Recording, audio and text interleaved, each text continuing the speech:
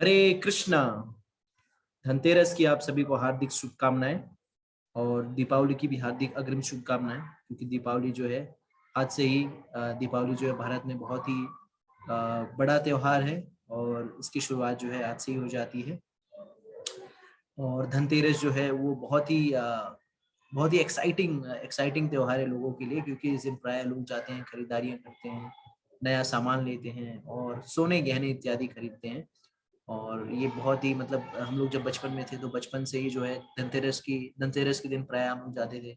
जो लोग मतलब जैसे भी अमीर गरीब छोटे बड़े सभी सभी जो है अपने अपने हिसाब से धनतेरस मनाने जाते हैं। कोई जो है कुछ खिलौने खरीदता है, कोई कुछ बर्तन खरीदता है, कोई कुछ सामान खरीदता है। तो हम कुछ ना कुछ खरीदारियां करते रहते हैं। और दीपावली प्राय पहले तो बहुत ही उत्साह उत्साह के साथ मनाई जाती थी। हम लोग छोटे थे तो उत्साह रहता था कि दिवाली की एंटिसिपेशन रहती थी कि अब दिवाली आ रही है, अब नए कपड़े खरीदे जाएंगे।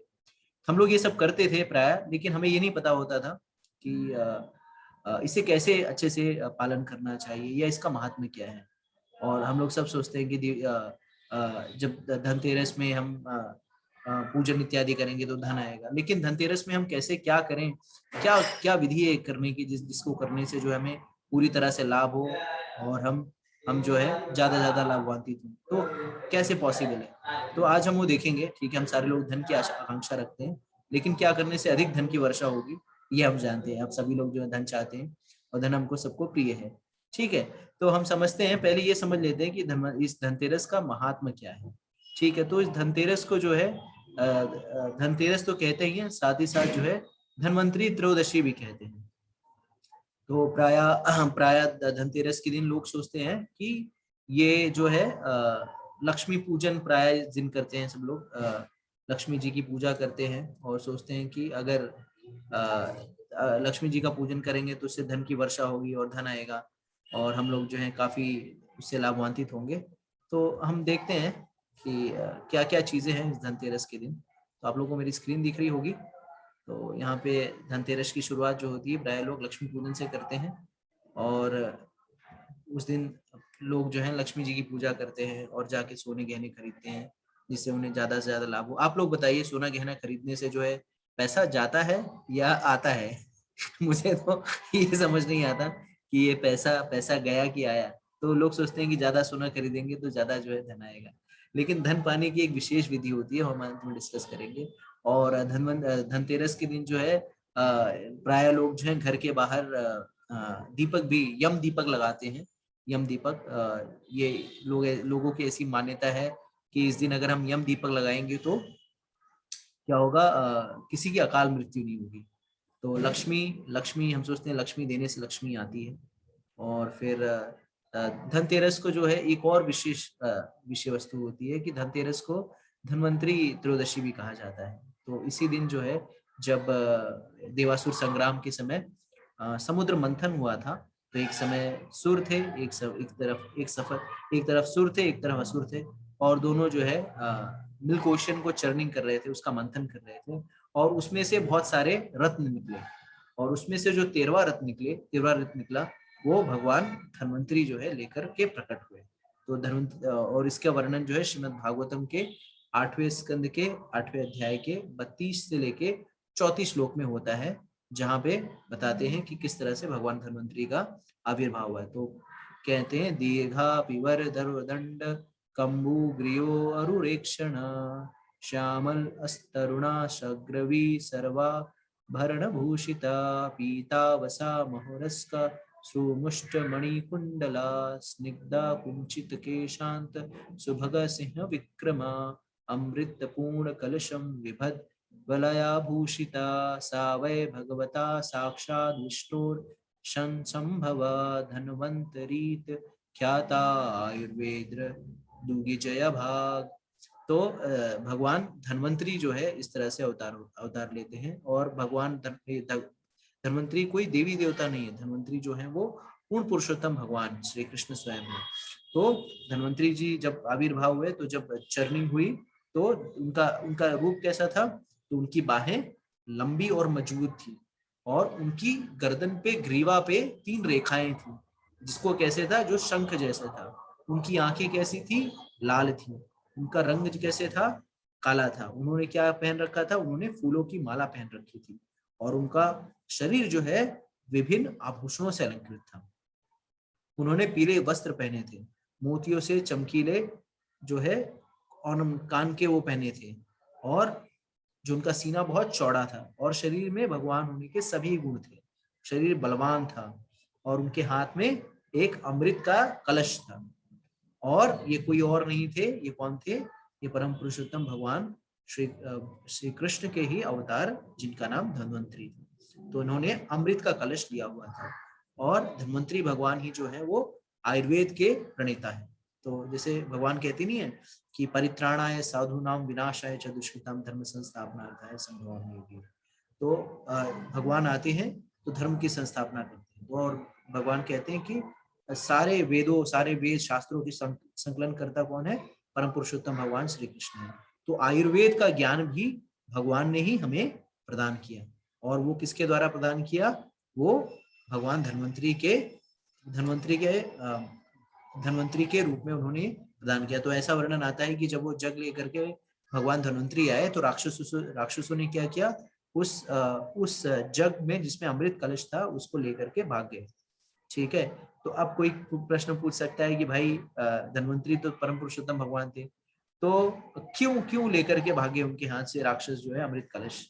तो भगवान कहते हैं, आचार्य हमें समझाते हैं कि अगर किसी को दंड देना हो तो अकारण किसी को दंड नहीं दे सकते। ठीक है।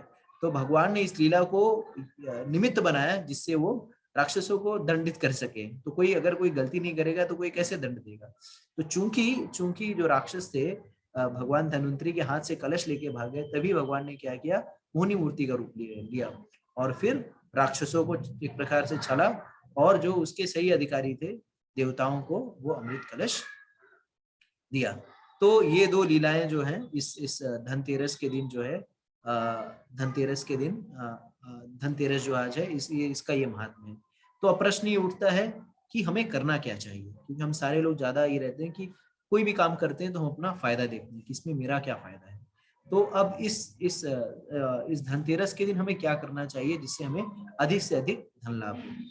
तो सब लोग जो है क्या करते हैं, लक्ष्मी पूजन करते हैं।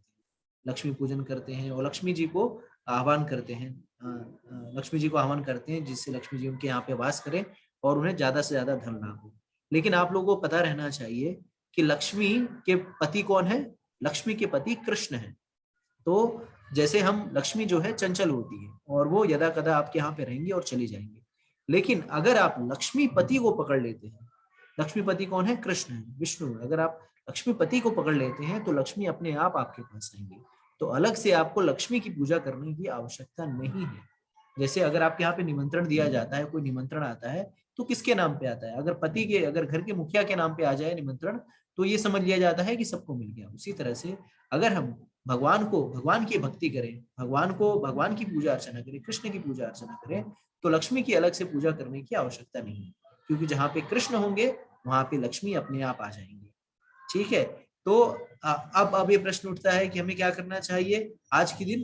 तो आज के दिन जो है, आज बहुत ही शुभ दिन है, तो यहाँ पे आज के दिन जो है आप ज्यादा से ज्यादा दान कर सकते हैं, चैरिटी कर सकते हैं, क्योंकि जितना आप दान करते हैं उतना ही आपको लाभ होता है। और ये तो कार्तिक महीना है, तो आप ज्यादा से ज्यादा दान कर सकते हैं, चैरिटी कर सकते हैं। किसको दान कर सकते हैं, जो सुपात्र हो, जो इस धन को भगवान की सेवा में लगाए, भगवान के प्रचार प्रसार में लगाए, भगवान के भक्तों के निमित्त लगाए, कृष्ण के नाम का प्रचार प्रसार करने के लिए लगाए, ऐसे भक्तों को आप दान कर सकते हैं।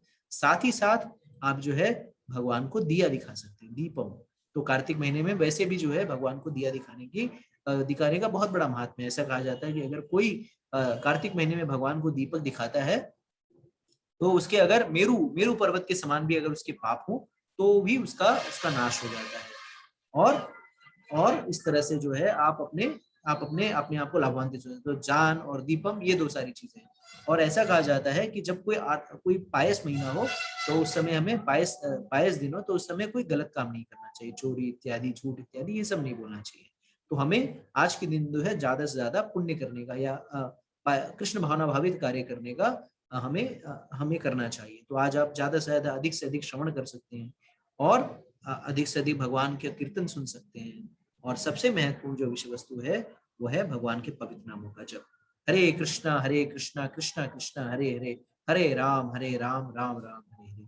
तो आप इस दिन, आज के दिन जितना भी जप करेंगे, जितना भी भगवान के नामों का कीर्तन करेंगे, वो उतना ही आपको लाभ देगा। आपको अलग से जो है लक्ष्मी पूजन करने की आवश्यकता नहीं है। अगर आप इस दिन ज्यादा से ज्यादा दान देते हैं, ज्यादा से ज्यादा भगवान के नाम का गुणगान सुनते हैं, ज्यादा से ज्यादा भगवान के नामों का कीर्तन करते हैं और भगवान के नामों का जप करते हैं, तो जितनी ही आप जप करेंगे, जितना ही आप साधना करेंगे, जितनी आप भक्ति करेंगे, उतनी ही धन की वर्षा जो है आपके ऊपर भगवान की कृपा से होगी। तो भगवान आपके ऊपर जितना ही प्रसन्न होंगे, लक्ष्मी जी है आपके ऊपर उतनी ही प्रसन्न होंगी। अलग से लक्ष्मी जी को प्रसन्न करने की आवश्यकता नहीं है। कृष्ण को प्रसन्न किए तो लक्ष्मी अपने आप प्रसन्न हो जाएगी। जैसे जैसे अगर आप जड़ में, पेड़ की जड़ में पानी डालते हैं तो पत्तों पत्तों का अलग से सिंचन करने की आवश्यकता नहीं होती।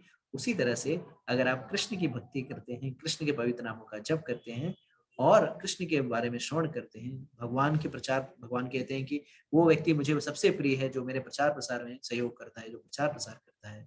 तो अगर आप जो है भगवान के प्रचार प्रसार में सहयोग कर रहे हैं और जो उनको सहयोग, जो कर रहे हैं प्रचार प्रसार, उनको हेल्प कर रहे हैं या किसी तरह से जो है भगवत कार्य में हेल्प कर रहे हैं, तो आप भगवान के प्रिय हो जाएंगे। और जब आप भगवान के प्रिय हो जाएंगे तो आप लक्ष्मी जी के अपने आप प्रिय हो जाएंगे, या हम यमराज जी अकाल मृत्यु से भी बच जाएंगे। तो सब चीज का, जैसे सब चीज का रामबाण इलाज है भगवान के पवित्र नामों का जब। धन चाहिए, श्रीमद भागवतम में कहा गया, अकामा सर्व कामो वा मोक्ष कामा उदारदी तीव्र न भक्ति होगी ना याजते पुरुषम परम।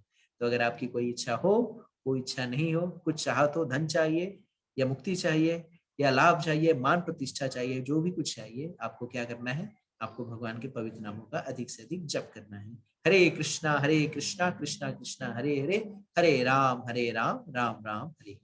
और ये करिए और धन की वर्षा, और इस धन्वंतरी, इस धनतेरदशी के दिन अधिक से अधिक जो है आने वाला वर्ष आपके लिए बहुत ही सुखकारी। भक्ति करने से देखिए सुखदा और शुभदा दोनों चीज आती है। ठीक है, तो सुख का अर्थ होता है आनंद और सुविधा का अर्थ होता है लक्ष्मी। तो भक्ति करेंगे, भगवान की भक्ति करते हैं तो लक्ष्मी अपने आप मिल जाती है। ठीक है, अलग से प्रयास करने की आवश्यकता नहीं होती है। और जितनी भक्ति करेंगे, जैसे कि भगवद गीता के आखिरी श्लोक में भी कहा, यत्र योगेश्वर कृष्णो यत्र पार्थो धनुर्धरा तत्र श्री विजय भूतिर ध्रुव नीतिर्मति मम। तो श्री कहाँ पे है, लक्ष्मी कहाँ पे है, जहाँ पे कृष्ण है और उनके भक्त हैं। तो भक्ति करिए और इस धन्वंतरी धनतेरदशी के दिन आप सबको हमारी तरफ से हार्दिक शुभकामनाएं। और आप जो है भक्ति के मार्ग में, कृष्ण भक्ति के मार्ग में ज्यादा से ज्यादा आगे बढ़े, भगवान के पवित्र नामों का जप करें, श्रवण इत्यादि करें और आज के दिन का ज्यादा से ज्यादा लाभ उठाएं। हरे कृष्णा।